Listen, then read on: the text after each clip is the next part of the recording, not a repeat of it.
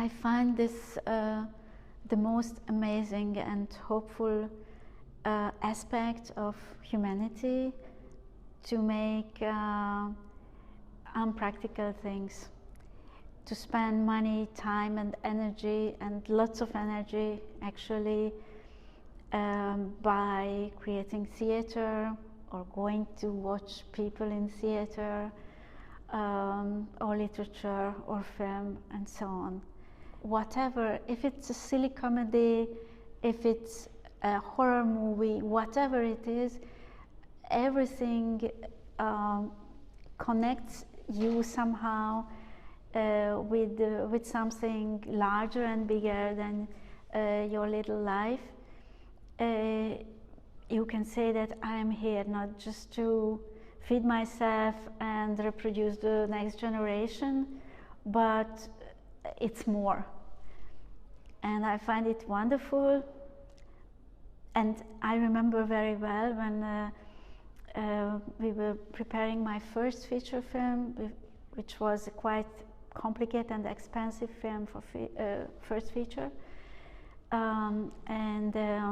Late afternoon, I was standing in the sound stage where the walls were already done for the set we were building, and I was just standing there, very young female filmmaker without a diploma from the film school, who barely had money to eat and who wrote the script on a borrowed typewriter.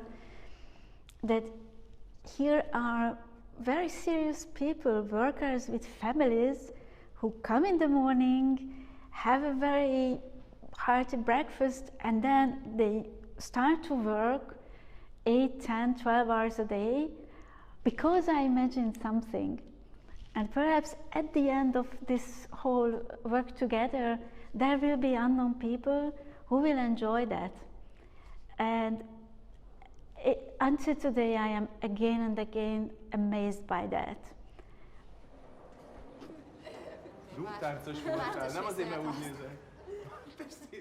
I feel very much responsible in every sense. So there are many directors who say, okay, I'm not the producer, I don't deal with money, but first of all, I try to work with decent producers, and they are wonderful, with whom we just work now.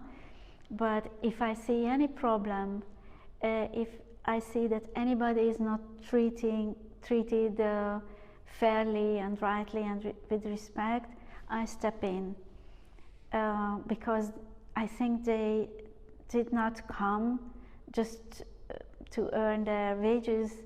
They came in the film because of me and because of my project, because they believe that they will spend the next 2-3 months of their life with meaningful work. And I should do everything to give them really meaningful work, and that they would be treated fairly. I don't know where is the limit in independent film. I think you are mutually very much somehow in the hands of each other, and you just have to cherish that sort of wonderful energy they are putting into a film.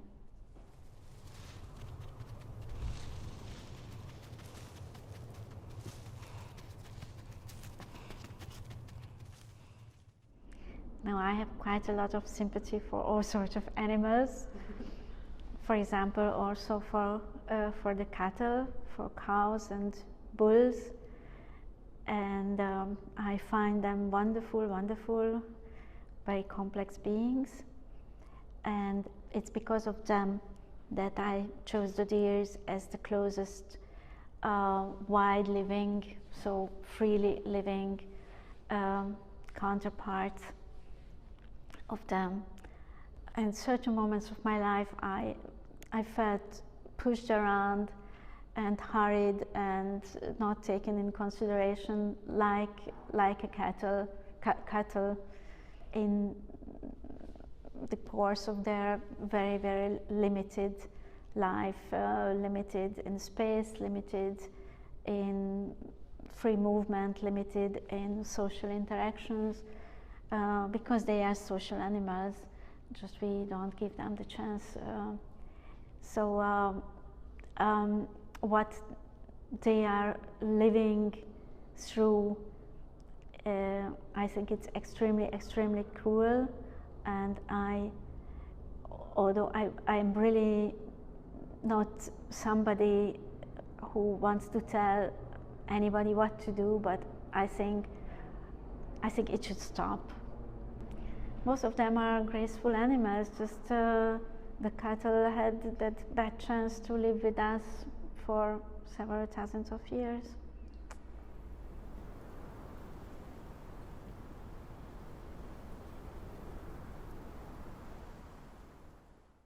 I can't say that there was not damage done. I just lost a considerable time of my life, what could have been spent with really joyful and fulfilling work, and I can't get it back ever. Life is not endless, but I just say to be desperate about it, to really push to forward your project at any price doesn't help. Somehow you can lose yourself and you can become dangerously vulnerable to unwanted influences. So even if it's tough, even if every cell in your body says, I want to work now, I want to make it now, and not in 2 years and not in 6 years, that sort of fixation doesn't help. And while in a way, never lose your sense of humor. It's so important.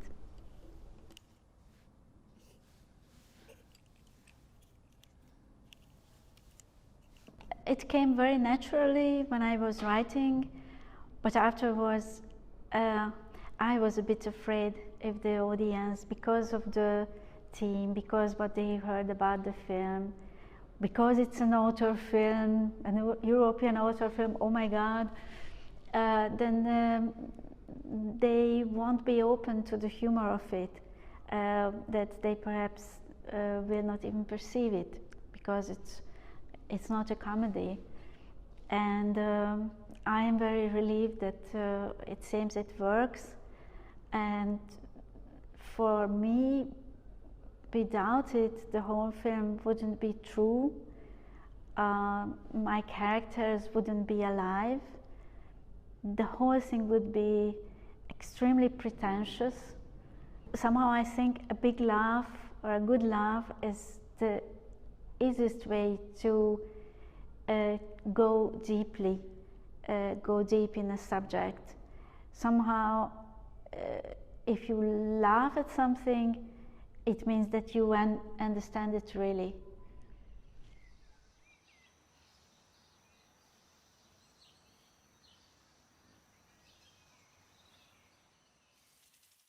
I'm very happy that these borders are starting to be more blurred.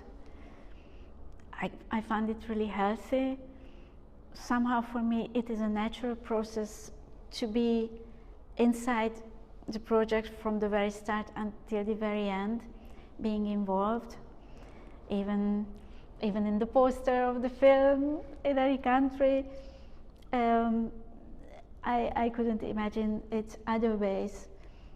But even if I just see my own films and different projects, I try to reach out to the audiences with different tools. There are films which need to be told by the writer, director, personally, and the communication should go directly between audience and director, and somehow all the characters, the world built in the film is just an intermediate. And here I really very much wanted to vanish from the front ground, and that's what I asked from all my colleagues as well. And it's not always easy. It needs some calm, and I'm happy that we could create on set this sort of calm focus, which is in this by nature quite hectic profession is something. So the shooting itself will remain in my mind forever, also for this reason.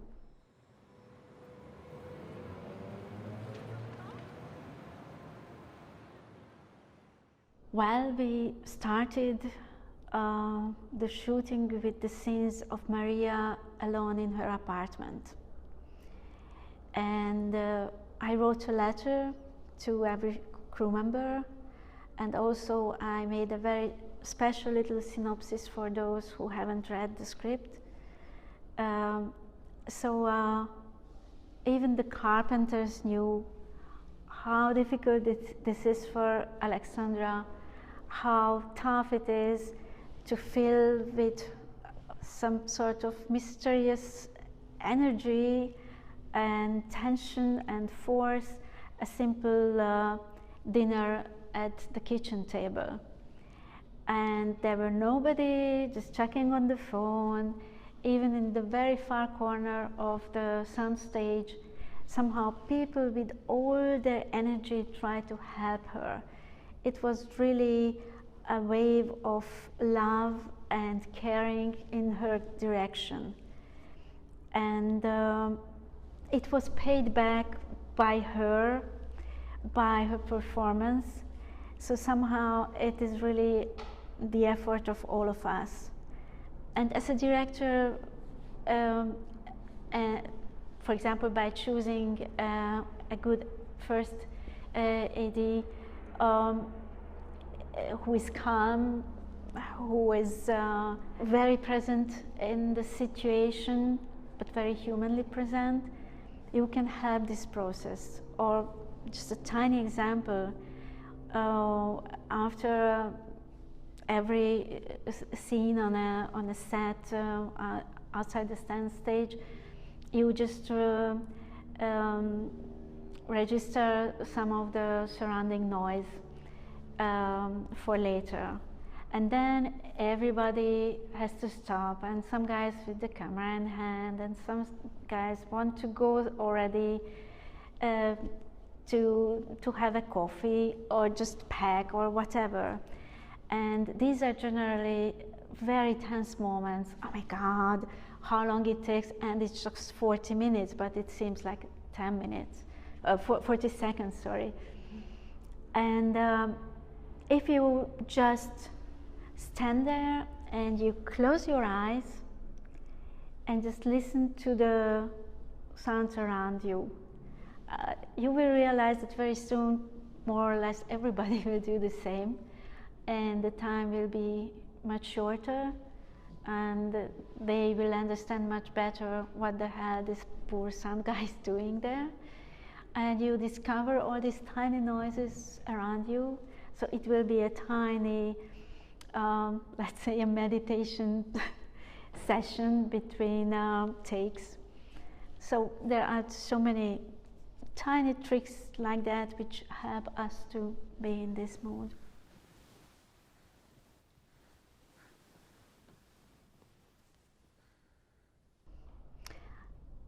Let's say that life is tough, environment is not always friendly, it can be even cruel, but even though it's hard, it's fun, and it's worthwhile to experience it fully, and it's worthwhile to put yourself in risk for this purpose, to be able to experience it fully. And that is also short. It's heartbreakingly short, but it's heartbreakingly beautiful. Wonderful.